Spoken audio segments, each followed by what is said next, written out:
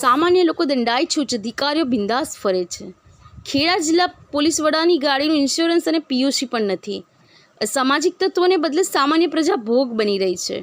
ગયા સપ્તાહે લિંબાસી પોલીસ મથકમાં ભૂમાફિયાઓ દ્વારા પોલીસ પર હુમલો કરાયો હતો અને આ વખતે નંબર પ્લેટ વગરની અને બ્લેક ફેમની ગાડીનો ઉપયોગ આ અસામાજિક તત્વોએ કર્યો હતો.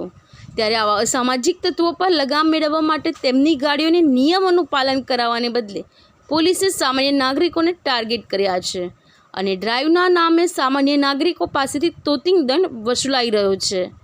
ખેડા જિલ્લામાં આજે પોલીસ દ્વારા વાહન ચાલકોને નિયમોનું પાલન કરાવવા માટે સ્પેશિયલ ડ્રાઈવ યોજાઈ હતી. આ ડ્રાઈવમાં સામાન્ય વાહન ચાલકોને નાના મોટા નિયમો બતાવી અને દંડ વસૂલાઈ કર્યો હતો.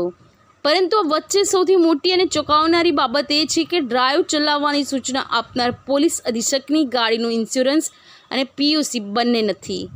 એમ પરિવહન પરની વિગતો મુજબ ખુદ એસપીની 4 વ્હીલ ગાડી જ નિયમોનો ભંગ કરતી હોય. હવે આ એસપીને દંડ કોણ ફટકારશે તે મહત્વની બાબત બની છે.